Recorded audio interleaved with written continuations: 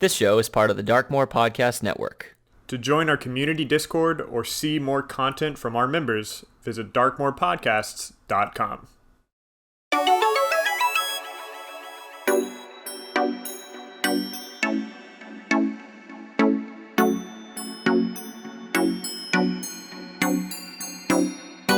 Happy New Year, and welcome to Dragon Mind, the TTRPG podcast where we discover our best selves through gaming. Today, we're continuing our D&D 2024 Practical Possibilities coverage with the 2024 Paladin. If you want to contact me directly, you can message me in the Darkmoor Podcast community Discord or email me at dragonmindpodcast@gmail.com, all linked in the description below. Okay, I'm not going to bury the lead with this one. In my opinion, Paladin is one of, if not the most nerfed class in D&D 2024. Don't get me wrong, I don't think this is necessarily a bad thing. In fact, it may be an example where decreasing the power of one option makes the game more interesting as a result. As I've said when speculating on the power of Wizard, Sorcerer, and Bard, we'll see the real results of these changes over the next year of actual play. For example, last episode, I mentioned that Valor Bard ranked last among the classes in Treant Monk's initial analysis of single target damage. Having just played a Valor Bard in an actual session though, I was, overall, really happy with how it handled in actual play. Sure, the martial dedicated players dealt more single target damage, but using extra attack along with healing word and lesser restoration, with an option to use my action to cast a 3rd level spell, felt in balance with the other party members. As one may expect from the internet, it's interesting to see how reactive the community can be. As a tangent, I remember watching the live reveal of the barbarian subclasses in UA, and the response was painfully predictable. Whenever Jeremy Crawford announced any kind of buff, the live chat on YouTube would put little heart emojis and cheer for him. Whenever they announced any sort of nerf, in this case to the Bear Wild Heart's reduction of resistances, no matter how thoughtful the reason was, the chat would boo, whine, and complain. Paladin is a class that's dear to the hearts of many of my players, and so it'll be interesting to see how they recalibrate given its current design. So without further ado, let's get into these changes. At first level, Lay on Hands is now a bonus action that also works on constructs and undead. The change to a bonus action certainly makes it more usable, although I'm not sure I like that it can be used on constructs and undead. There's an argument to be made that if there are construct and undead player options, it makes the game easier. But having run a game where I let players use construct player options that couldn't be healed this way, I think the limitation makes for more interesting stories. In terms of the Paladin's level progression, spellcasting has been moved to be gained at level 1 instead of level 2. A change you'll also notice with the Ranger next episode. It's more noticeable with the Paladin, but there's been a big shift with these two half-casters where their weapon damage output has been decreased, I think to encourage players to use their spells more. Which brings me to the big change many community members are groaning about. Divine Smite is no longer a class feature. It's a Paladin-specific spell that requires a bonus action to activate, triggered when you hit with a weapon attack or unarmed strike. This means that when Paladins gain extra attack, only one of their attacks can benefit from Divine Smite. In 2014, the combination of heavy armor proficiency, Divine Smite, and Aura of Protection made Paladins one of the most powerful classes in the game. In his comprehensive ranking of all classes and subclasses from 2014, Treant Monk ranked Paladin 4th overall, at one point even mistakenly putting them at 2nd before he recalculated some of the ways that he was ranking. And Paladins were the only martial character to beat full casters like sorcerers and clerics. Divine Smite in particular could be triggered on any hit, including as additional damage on top of the Paladin's other smites, like Thunderous or Wrathful Smite. This made them the top damage dealer in terms of single target damage. Now, as a bonus action spell, Divine Smite functions just like the other Smite spells. Again, it burns a bonus action, but you decide to trigger the bonus action activation when you hit. So there's no longer that clunkiness of using the bonus action ahead of time, having to concentrate until you hit a target, but this does significantly bring down the Paladin's potential of dealing a lot of damage in a single round. Now, this is not a popular opinion, but having actually seen this version of the class in playtest, I think I like this change over what we had in 2014. I don't think it's the most elegant solution, but in my experience, I was finding that at my tables, there were a lot of times players would see Paladins as the obvious pick if they wanted a competent martial character. Again, not only were they leaders in single target damage, they also had a great built-in AC, access to healing, some buff spells if they felt like it, and aura of protection to help the whole party get higher bonuses on saving throws. With this change, Divine Smite now isn't the obvious answer to use your spell slots with. Among Smite spells, it's still the best in terms of pure damage output, but now players are encouraged to consider other options instead of the obvious ones. Wrathful Smite is a great control option. In one of my really early campaigns for 5e, one of my players completely shut down a set-piece encounter by using Wrathful Smite and inflicting Frightened on the main boss. Thunderous Smite can shove creatures away, forcing them to reposition. Even support spells like Bless and Shield of Faith may look good situationally because you can't burn through spell slots as quickly. More than ever, Paladins feel like true half-casters, rather than a martial with spell slots that convert to damage. And for my own amusement, I can now yell Shining Finger when I use Divine Smite with unarmed strikes. Finally, at first level, we're still on first level, Paladins get 2 weapon masteries, giving them a little bit more on the non-magical weapon using side. Moving on to second level, the Blessed Warrior fighting style has been ported from Tasha's, allowing Paladins to forego their fighting style for 2 cleric cantrips. Also at second, Paladins get a feature that make Divine Smite always prepared, although now because it's a spell on the spell list, it can be prepared right from first level. Really what this does is make it so that it doesn't take up one of your preparation slots. At third level, Paladins get Channel Divinity, and this is where they get Divine Sense, which in 2014 was a first level feature. It also lasts for 10 minutes instead of just for a round, so it acts as a kind of radar rather than a one-time blip. The next big change is at 5th level. Along with extra attack, Paladins get Find Steed automatically prepared, and can cast once per long rest without using a spell slot. To be honest, I'm not gung-ho about this one. I understand that Find Steed is an iconic legacy Paladin spell, but it assumes something about the character I want to create. To me, Divine Smite is part of what makes a Paladin, where Find Steed is so much more situational that I'd prefer it to be a spell I have to select if I, as the player, determine it's appropriate, rather than baking it into the kit. I can just think of certain players that I've sat at tables with over the years that would put Find Steed on their character sheet, and because they get a free use of it, would try to jam it into every session, whether or not it was appropriate. At 9th level, Paladins get a new Channel Divinity that we saw in the playtest, Abjure Foes. In the playtest, Abjure Foes inflicted the Dazed condition, which didn't become an official condition in 2024. The playtest version had a mechanic where if the creature succeeded its save, it would be dazed, but if it failed, it would also be frightened, making a success not feel as bad. The downside was that it also guaranteed to shut down a creature's action economy. In a playtest combat, I used this feature on Moloch from Mordenkainen's Tome of Foes, and he just became a punching bag for the rest of the party after that.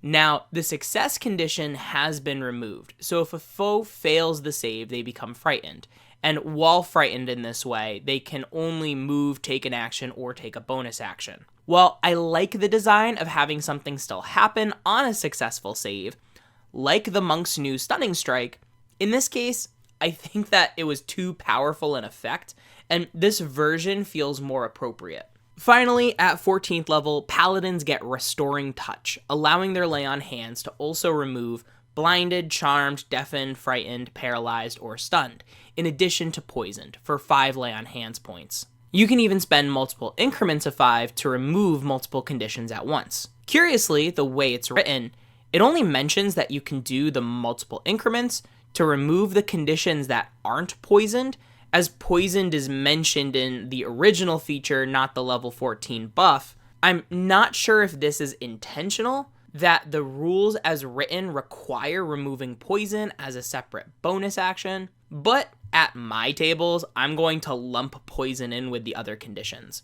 My guess is that it ended up being a simple oversight, but also I've been surprised at Jeremy Crawford's answers to these kinds of rules as written questions before. So with that changelog out of the way, we get to our big question.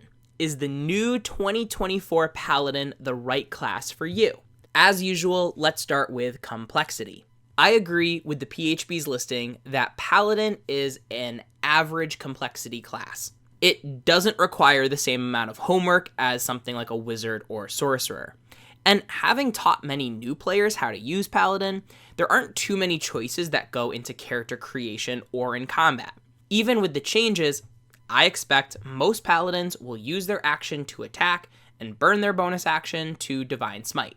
Now that being said, spells and tracking spell slots do add enough complication that I think that keeps them out from the low category, but the thing you'll have to remember is the increasing passive benefits from your higher level auras. Again, to reference my game where I got to play a Valor Bard, I played alongside a Paladin who said, "Oh yeah," a few times when they remembered Aura of Protection, which barely bumped us over the edge of making a few dire saving throws. As Paladin hits level 7 and 10, there's just more of these effects to remember. As long as you don't forget these passive benefits when they count, Paladin is a solid class for players of many different experience levels. In terms of role, Paladins do well as tanks, diving into melee combat with a high AC and hitting targets with Divine Smite. Unlike dedicated tanks though, Paladins also have support and control effects. Many community members discourage selecting concentration spells like Bless or Shield of Faith because Paladins are likely to be targeted and their concentration broken. A middle ground that may work would be to build your Paladin as a reach weapon user, allowing you to hit a target while not being so close that you can't easily create space after you attack. Then, if an enemy does pursue you, Polearm Master's Reactive Strike gives you another shot at hitting them. Paladins are a little more versatile than Barbarian or Fighter tank builds, but it's still likely that that's going to end up being your primary role. When it comes to subclass complexity, I think the simplest subclass is the Oath of Devotion. Each subclass grants bonus spells at 3rd, 5th, 9th, 13th, and 17th. Looking at Devotion, I think the bonus spells are the simplest because it's most obvious when to use them, and most likely they'll be situational. The real gem is the Sacred Weapon Channel Divinity, which lets you add your Charisma modifier to attack rolls and the ability to switch to radiant damage when you hit. This accuracy increase is a huge indirect bump to DPR, since you'll be hitting much more often. Aura of Devotion at 7th is also a neat passive bump that pairs nicely with Aura of Courage at 10th, and Smite of Protection at 15th is a simple bonus that's a little easier to remember. While Oath of Devotion offers simple, direct, offensive, and defensive features, Oath of Vengeance leans more into offense. In fact, it's one of the top single target damage dealers according to Treant Monk's rankings. The reason I find that it's a little more complex than Oath of Devotion is that it requires a greater sense of timing. Sacred Weapon is a nice damage increase, and while Vow of Enmity might even offer a simpler buff in the case of just you get advantage on your attack rolls, the positioning required to transfer the Vow after reducing a creature to 0 hit points requires a little more attention than Devotion. In addition, Bane and Hunter's Mark are spells that Paladins don't usually have access to, and requires some situational knowledge to use most effectively. Relentless Avenger is a great control feature, but again requires some good positioning instincts to use most effectively. Second to last in terms of complexity is Oath of Glory. I think Glory is a solid subclass, and one that requires some finesse to use. It has a solid spell list with Guiding Bolt as a standout, but Paladins don't get as many spell slots as Clerics or Star Druids, so a Paladin player won't want to spam Guiding Bolt as quickly as those other classes. Inspiring Smite is a decent support feature, and it requires some budgeting, which some players don't like. Aura of Alacrity has the potential to be incredibly powerful, but requires even more positioning knowledge than Oath of Vengeance. I found Glory to be a flavorful and solid subclass since its debut in Mythic Odysseys of Theros, and am really appreciative that it found its way to the core player's handbook. And looking at the kit, I think Vengeance and Devotion are easier starting places if you haven't played a Paladin before. Finally, the most situational and, by extension, complex of the Paladin subclasses is Oath of Ancients. Ensnaring Strike is a good spell, and one that you'll want to use on creatures that have low strength saves. Moonbeam and Plant Growth are also decent control spells, although they can potentially conflict with your Paladin's main playstyle if used recklessly. For example, Plant Growth may prevent you from repositioning, and if you're in melee while casting Moonbeam, you may have your concentration broken if you're not careful. Aura of Warding also used to be incredibly powerful, offering resistance to damage caused by spells. Now, it's been revised to offer resistance to necrotic, psychic, and radiant damage, and while balance-wise this is way more appropriate, it's also more situational. Now, in terms of multiclassing, as a Charisma half-caster, we've already explored some combinations that make sense for Paladin. Paladin Sorcerer combos give Paladins more versatility, and the Sorcerer spell slot progression will give the Paladin more ammo for their smite spells than just straight classing.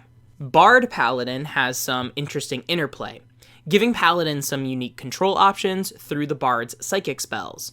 Paladin Warlock is also an interesting combo, especially with Pact of the Blade now at Warlock 1. It not only lets a Paladin conjure any weapon they want as a bonus action, it lets them use their Charisma instead, offering for a Charisma-based Paladin that focuses their weapon using and spellcasting into one stat. With 2 levels, Eldritch Blast is also a decent ranged damage option, although, as we've seen with Treant Monk's damage calculations, not as comparatively strong as it was in 2014. Of course, these are focusing on the Paladin's casting side. Paladin Fighter is a great way to access an additional fighting style, more weapon masteries, and action surge. Paladin Smites are known for being great candidates for critical hits, so going Champion Fighter might not be a bad idea depending on your build, or Battlemaster for some unique maneuver options. Overall, Paladin is not the single target damage dealer it once was, save for if you go for Vengeance. However, the nerfs to Divine Smite may make it easier for some players to see the versatility that's always been there, and reevaluate their spell slot uses to pick up some of the more condition-inflicting smite spells, like Wrathful Smite or Shining Smite. Time will tell if these changes will lead to a character that better embodies the concept of a half-martial, half-caster. Thank you so much for listening to today's episode. Dragonmind is a proud member of the Darkmoor Podcast Network. To discover more TTRPG content like this, visit darkmoorpodcasts.com.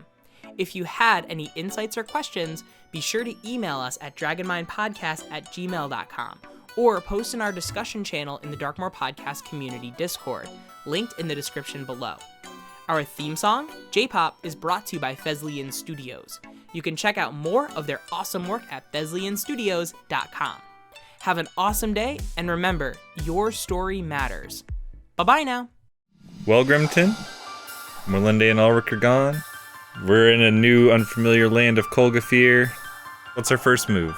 Polaris, I'm not too certain, but I did hear Fishbelly talking about something. Oh, yeah.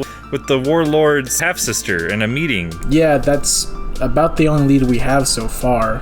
We haven't been here long. Might be worth checking out. Seems like a plan to me. Join us as our party explores an unforgiving region of the Cusp and allies with new party members in Arc 3 of Advantage, a 5th edition Dungeons & Dragons audio drama focused on storytelling and character development in the Darkmoor Podcast Network. Find us in your podcast app.